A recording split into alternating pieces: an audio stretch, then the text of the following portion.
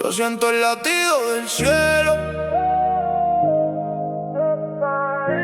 la voz que retumba del trono.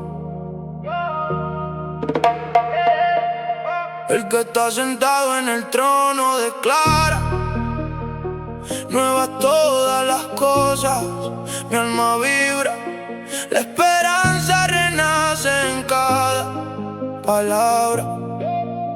Escribe, Señor, porque tus palabras son fieles y verdaderas, como tinta de fuego que ilumina la oscuridad.